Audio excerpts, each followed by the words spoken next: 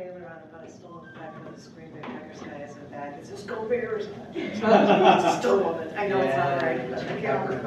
I know. So Baylor, I still. Just want to share something that has nothing to do with poetry.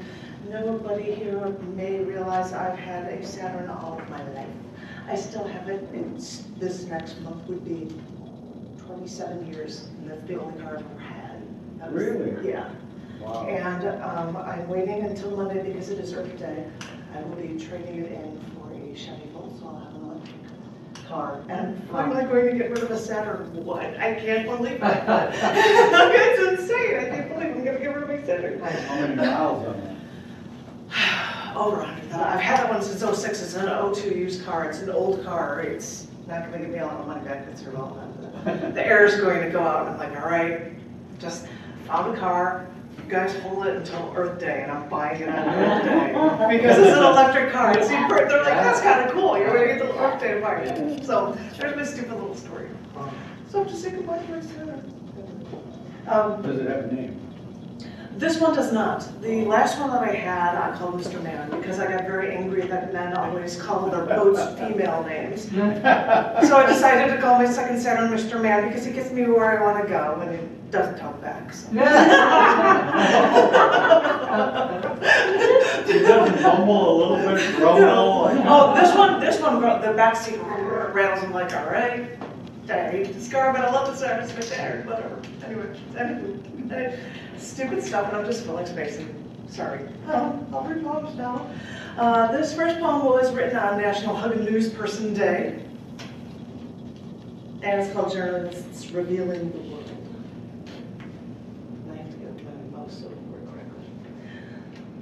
While researching and releasing the news by breaking the story, say, of academia's expropriation of funding from original desired locations, it might not sound like it's groundbreaking material, but that's at the heart of what we journalists do.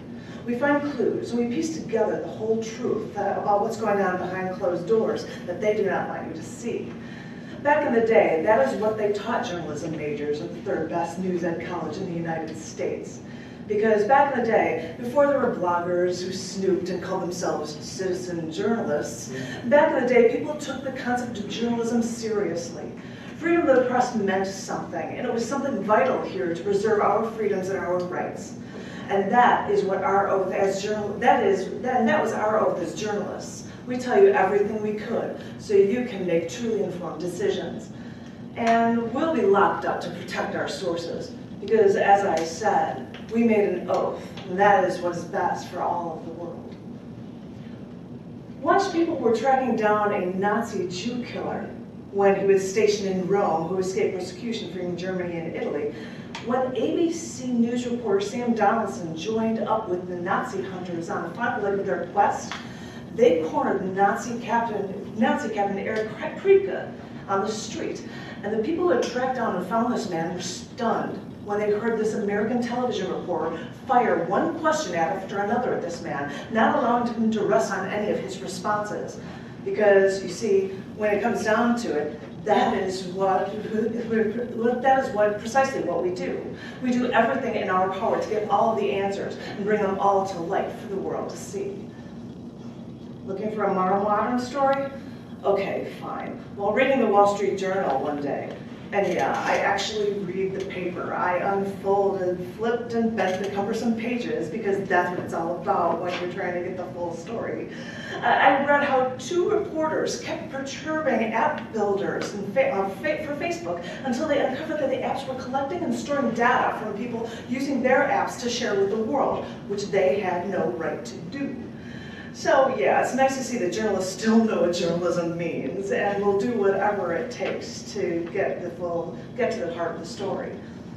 And sure, when you thumb through the paper, if you still get one, then don't just rely on your phone, you may pass the reviews of concerts or recent television shows, because really, how newsworthy is that? But as frivolous as those things may seem, it's all a part of trying to keep you as well informed as you could possibly be. It's the least we can do.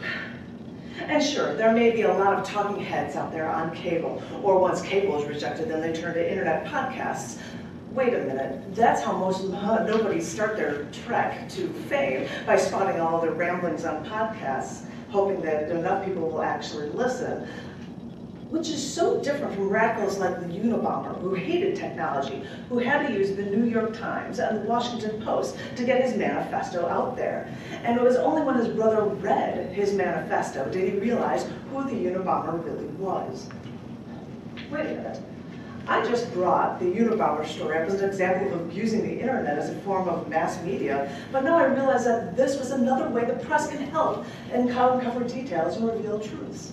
It was because they put it in the paper that maybe this is a reason that the Founding Fathers made effort to include the freedom of the press in the First Amendment of the U.S. Constitution, because somebody has to keep the government and major corporations and eccentric rich billionaires under watch. And us journalists are more than up to the challenge. So if you see a news reporter or a journalist, maybe you should thank them or give them a hug, because we need them to make sure everything stays in check for everyone.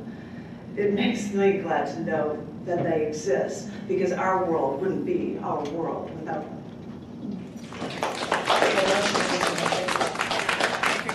Now this one seems very fitting that I'm doing it here. Written during National Library Week. This is called Just Read a Book. Remember your childhood walking to the local library? Wasn't it great to borrow books? For free, I tell you. You didn't have to give them any money for the chance to read a book versus, oh no, remember Blockbuster stores where you had to pay money to borrow a VHS tape for DVDs? Oh, the horrors. Because now the library even offers movie and music releases, as well as audiobooks. What a deal. I don't have the time to read massive nonfiction books. I would take library audiobooks with me on road trips and multitask my way to the higher state of being, and all on the honor system without spending a dime. As I got older, the library from my childhood actually asked me to feature there to read poetry at that library. What an honor, I thought. But the more I thought about it, the more I thought I was just in awe of how much a library can do.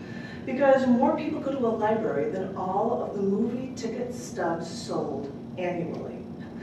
As such a trusted resource, libraries house rare artifacts for safekeeping, like even an original copy of the Bill of Rights, as well as been a place to catalog everything of value to us.